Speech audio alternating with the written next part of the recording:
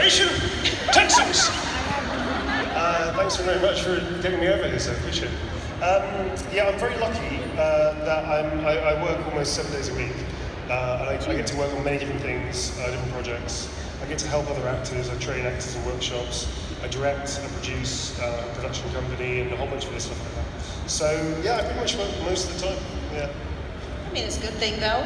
I was like, because I work in radio, in the entertainment industry, if you will, quote unquote, and at any point, that could be over for me. Sure. I could tomorrow, they could say, bye-bye, see you later. Even if you have a contract, they could be like, we'll pay you off, bye. Do you ever think about that, what you'll... Oh, I used to live that. I mean, I've been an actor for 28 years now, and most of my career I've been broken. So I would say that, in fact, I got into games because I almost quit acting. And I found games during that period of time when I was very close to quitting. So yeah, most of my working career I was penniless. I was choice between eating or putting money into training or taking the bus or using a bicycle. I mean, it was not good. It was great to be an actor, but it sucked financially. So yeah, I lived that for a very long time. Are you which is still? why I'm very grateful. Are you still? Are you still thinking about that? Like what your future would be like once you're done in an area? No, not at all. I don't think about that because I've had nothing for a long time. So I know what that feels like. What it's done is it made me very, very grateful for what I do have. And it made me very aware of taking nothing for granted, including people as well. And just being thankful for everything I get. So it's actually a very healthy experience in some ways. It's a great way to look at it, too. I think it's very positive. I think otherwise you just become bitter and negative, and I think that's a very dangerous thing to do as an artist because it affects your work. Oh, for sure, because I feel like artists, being so creative, are also very in tune with their emotions. And sometimes emotions can just run rampant inside you, and how do you cope with those things? Mm-hmm. How do you cope with, being so busy, you know? Just gratitude. Yeah. Grateful to be busy. Grateful to be given the opportunity. I'm very privileged now. I feel privileged, I'm very aware of my privilege, and I'm very grateful for it. And it means as long as I can help other people and not be a dick, which is like my number one rule. Thank you, don't be a dick, right? Kind of a rule of thumb of life. It's a just good rule. It covers everything from racism to homophobia. It covers everything. Just don't be a dick. That's it. How do you do that in sign language?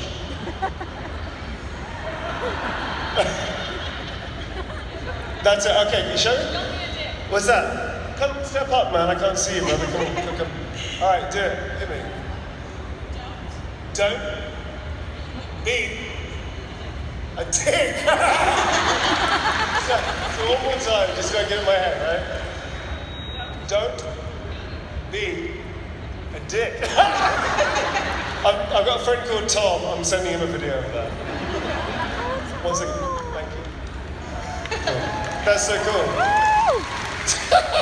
That's great. Amazing. Thank you, man. That's fabulous because when I walked up to Lael, I gave her, I only know, good morning, which looks very bad. But I don't know how to say evening yet. She hasn't taught me that one. But I love TikTok for learning sign language. There's a girl who teaches bad sign language. It's all dirty and I love it. So if you ever want to venture down the TikTok rabbit hole, you could learn a few things. Okay. I know that you've done martial arts, gymnastics, archery, which I love archery, by the way. I was doing it in my backyard. I was like, and there's such a technique to archery that people just don't realize if they're not doing it ever. I would bruise my forearm all the time because I didn't realize you have to turn your elbow in, right? And I mean, but such amazing skills. Are you still practicing and doing this stuff, gun training all the time? Yeah, I mean, I don't like the idea of owning a gun, but I think that's nothing that I need to do. But I still train everything, martial arts, gymnastics. I've got a very useful body, which I'm very lucky, and I try and keep it useful despite my age. And it's important, I think, for my job to keep my skills current. One thing I think is if any actors in here? Any actors? Any trained actors or untrained or whatever? Yeah? Cool. Here's the thing, your training doesn't stop after you do a couple of years. If you're lucky enough to go to drama school or whatever, it doesn't stop, it's a lifelong craft. And if you haven't gone to drama school, if you can't afford it, that's cool. Keep doing courses, keep learning skills, keeping them up the whole way through your career. I don't know if people tell you that or not, but they should. It's a craft. And I think that's a big part of also of the humility of doing a craft, is that you never see yourself, you never should see yourself as knowing everything. So I try and learn new skills, especially when I'm doing new roles. It's a great opportunity to do that. It's also tax deductible, which is great. So you can learn some really weird skills, man. You know, your accountant might go, "You have pottery on here." It's like, yeah, is this for a role? So yeah, check it out. It's cool. I'm very lucky that I get to have a career that affords me the ability to use my time like that. And I think that's how we grow as people, is to try something new you haven't done before. Especially if you're scared of doing something, you know, take the risk because it might be worth it. I have an expression that was not mine, but I stole it from Erasmus, I think it was, or something like that. Charlemagne, I can't remember who it was. Bravery is to possess fear, but to carry on regardless. Which means, like, it's okay to be afraid or nervous or scared or worried about something, but you have to take action and do it if that's something that you really want to do. Otherwise, you just sit there being afraid, and that's kind of boring, you know? Yeah. So if you can, try that for yourself. Yeah. If you're afraid of something or it's a new thing, I'm not sure, new experience, jump into it. Why not? I love it. Yeah. Well, I'll jump into questions because I see we have a long line here. Let's fucking do it. Hi. Please, profanity, I did not ask that. Hi. Hi. My name is Michelle. Welcome to Texas. Thank y'all. Truly, thank you so much, Neil. I just want to thank you for your open-mindedness. Oh, And the way you treat your fans is like something out of this universe. So I really want to thank you on how you treat us That's all right. as a community. Thank you. To be honest, I don't really use the term fans. I don't see people as fans. I see people that like my work, and I appreciate that. So I think it's like a two-way thing, you know? Yeah. So, but thank you. So my question is, which is funny you guys were talking about it.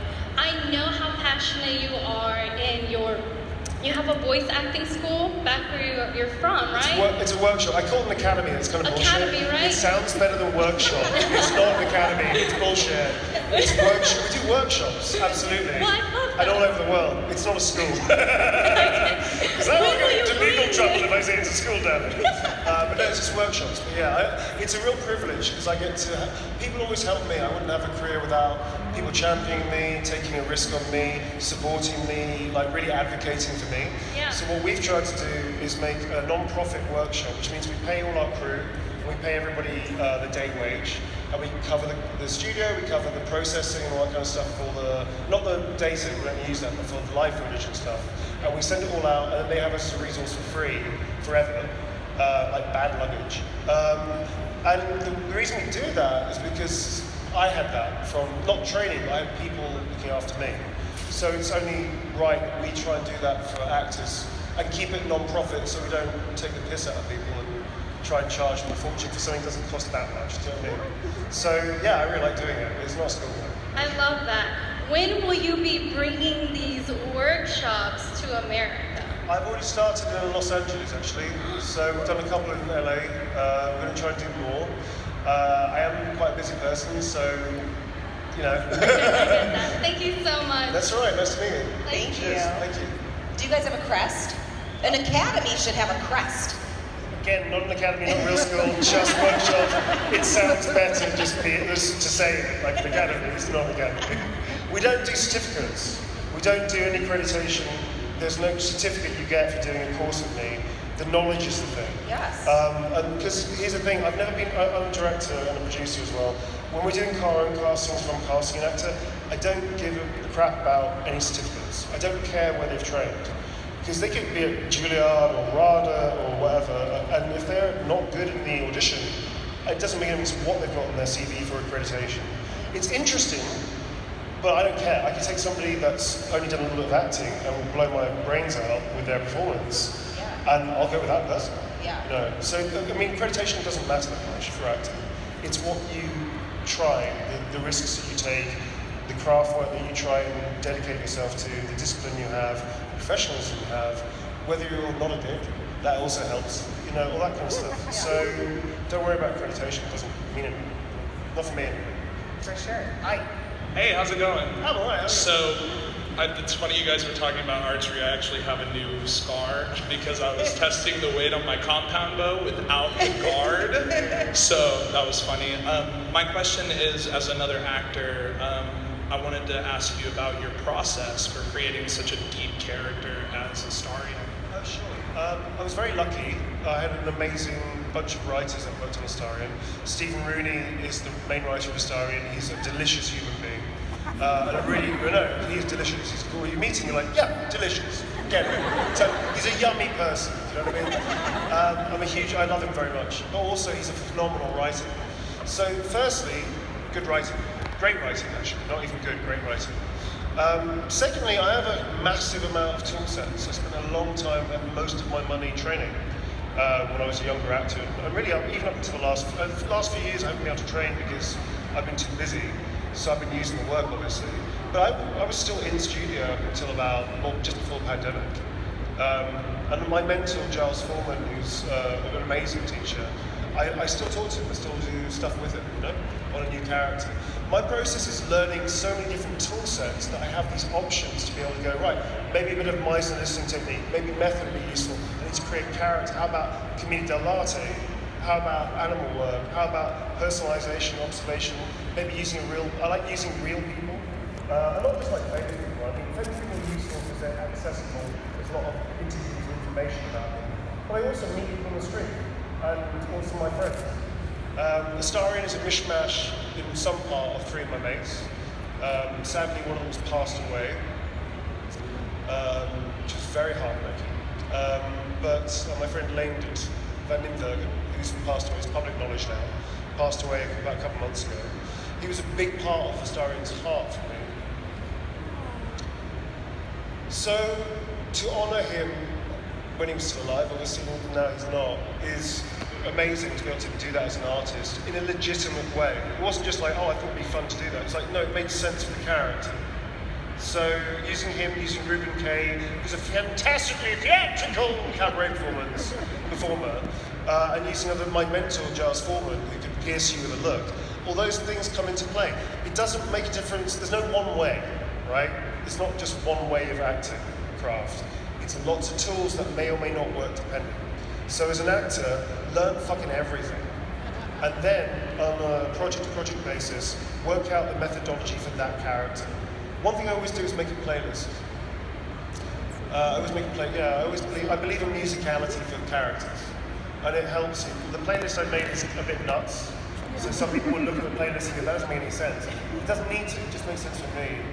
One thing I would say is don't talk about your methodology to other actors. If they say, no, seriously, I know it's silly, isn't it? I mean, talk about what you used and why, until you finish the job, and then you can talk about it. I've met actors that, oh, I'm using this now, I'm doing this now, I'm doing this because I'm resourcing, so I don't give a fuck, just... Because here's the thing, it'll stop working whilst you're doing the character. So it's important that you keep that for you. And you don't need to explain it, you don't need to justify it to anybody. Afterwards, if you get lucky to be interviewed, which I obviously am, it's okay to talk about it a little bit because you're not doing that character anymore. Does that make sense? Yeah, absolutely. Cool. Thank you. Good luck. No worries. Thank you. Hello. Hi, my name is Noah. Hi, Noah. Hi. My sister had a question for you. Is it okay if I record this? It's being recorded anyway. I have no issue with that. It's not like I believe that part of my soul is going to go each time somebody puts a camera. Oh, no, I've got quite enough cameras on me today. My soul can't take it. That's fine. I do like the permission though. That was very nice. Very nice. Consent is sexy, darling. So, Kinsey wanted to ask, what was your favorite line to deliver or scene? Don't really have Favorites. I don't really have favourites or anything. And the whole job was amazing. Every line was glorious. Doing the Cazador ending stuff was amazing. That was extraordinary. But then I also like the stupid stuff, like, I was right there! Hot crowd! I like everything about it. This job was extraordinarily giving in many ways. I was very full on the words, do you know what I mean? So I don't have a favourite. I have loads of memories about the whole gig. The castle scene was particularly special, obviously. And it represented some interesting, good, positive challenges, which I really enjoyed. But equally, like even directing, so I was directing on it for a while. I directed Dave James, who plays Halson, during the infamous bear scene. And if anybody doesn't know, hasn't got there yet, it's a thing. Yeah, you know, it's just great fun, man. So I can do, you know, just more importantly, does Mackenzie have a favourite? I don't think she does. No, she just knows that like your work has impacted a lot of people in a lot of different ways, and she's just curious. Oh, that's okay. No, I don't have a favourite, but I loved it. The whole thing was amazing. So every line is my favourite. How about that? It's such a cop-out answer. Fuck it. Thank you so much. No worries. Nice to meet you. Thank you. Hello. Oh, are you okay? This is not meant for short people. I'm Neil Newbon. Hi. From clips I've seen, you played Kamsky and Kevin Reed in Detroit Become Human. Motion capture dogs, I guess, I don't know what they're called, were utilized for facial expressions, while in Resident Evil Village, a camera was used. Which was utilized in Baldur's Gate 3, and which do you prefer and why?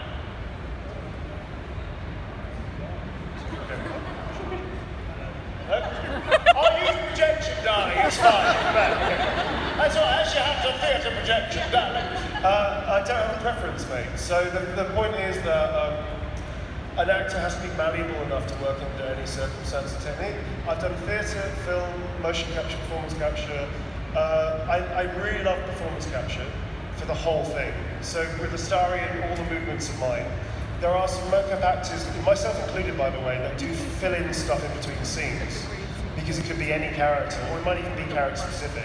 So there are some mocap actors in Kuala Lumpur, in Guildford, again, Quebec as well, that did a lot of motion capture stuff that could be any character. There are also some filling in bits like Astarion walking from here to here that maybe needed to be done elsewhere. But I'd say 99% of Astarion physicality, voice is me. I prefer that as a total experience as an actor, because voice work is really hard when it's alone. When you're just doing the voice, it's actually a lot harder.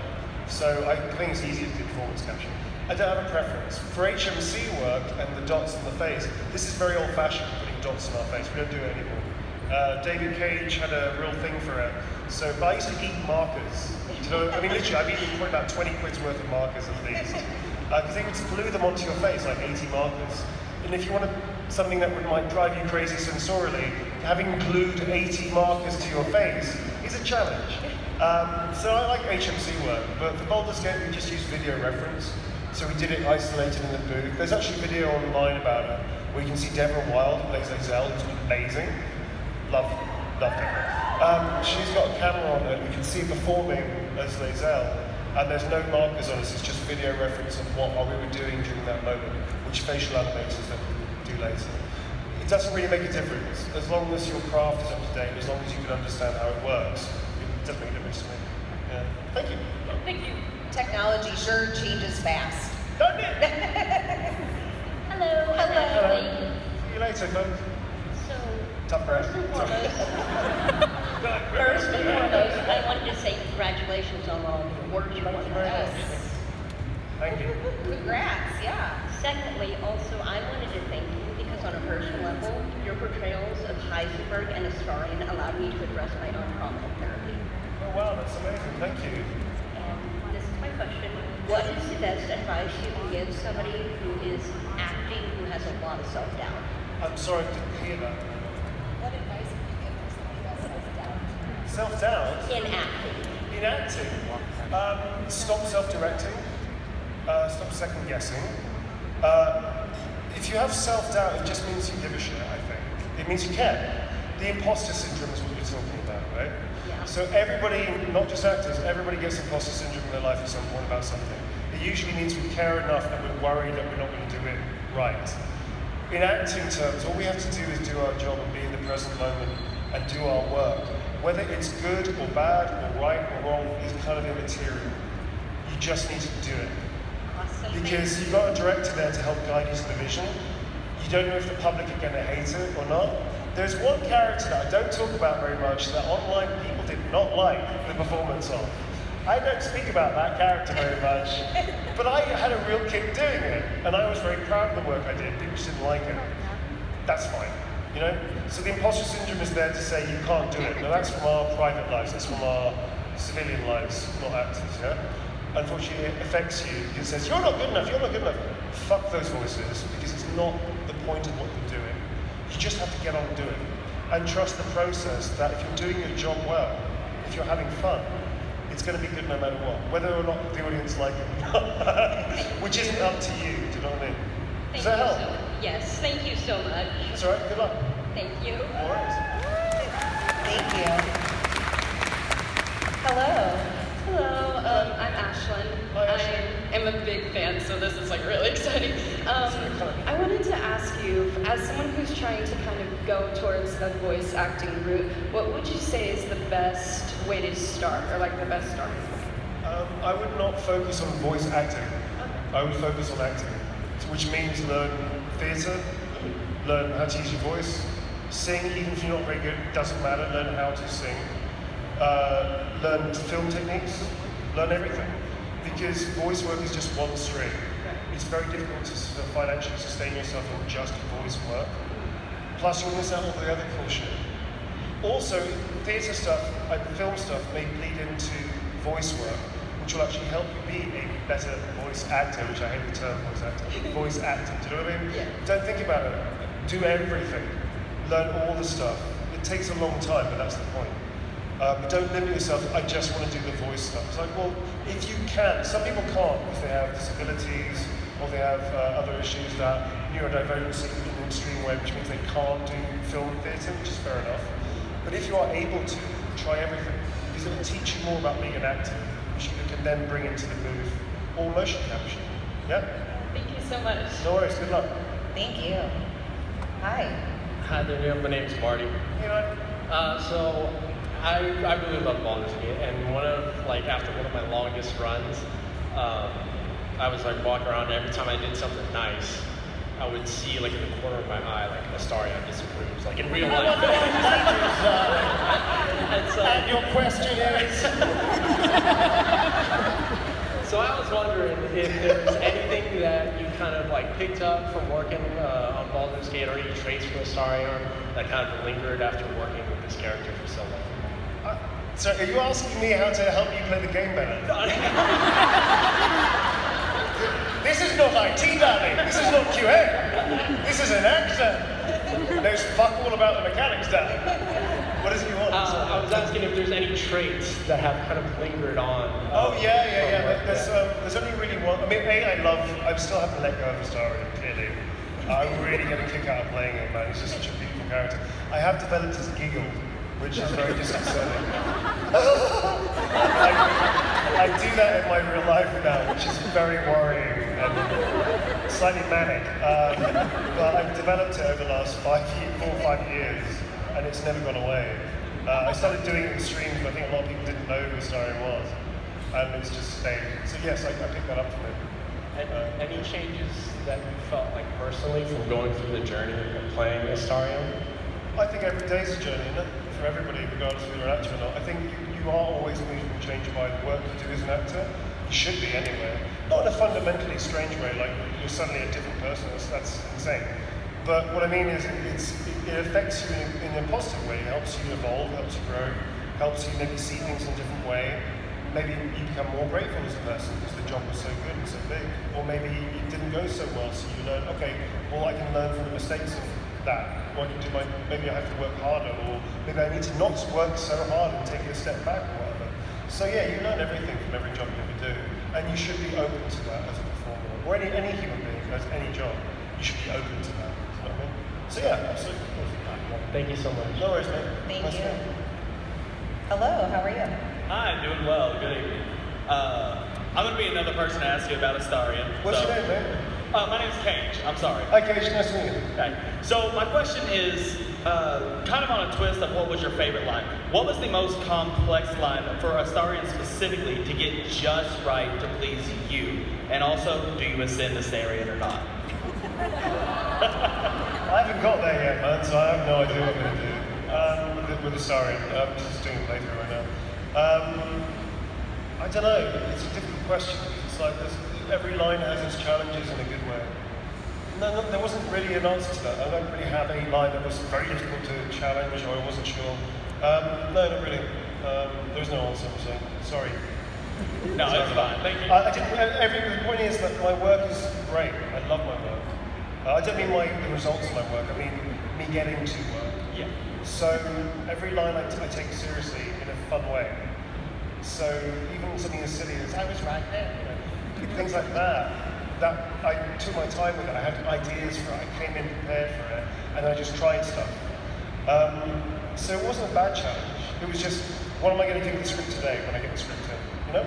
So there wasn't really that kind of thing. Does that make sense? Yes, sir. Thank you. All right, no worries. Thanks for else. Hello. Hi. Hi. Hi, my name is Tiara. I just want to say, Neil, hello. Thank you so much for streaming so often. Your streams are very fun to watch. I'd like to. Thank you. We have got a good community. Yeah, it's very nice to be a part of your community. I just wanted to ask, are there any projects that you haven't done that you want to do? You mean like games stuff? Or... Oh, anything, acting, anything. Oh, sure. There's loads of stuff. I don't know if I'm going to get to do it. I don't know. I mean, I'd love to work with. I think it's more about the working with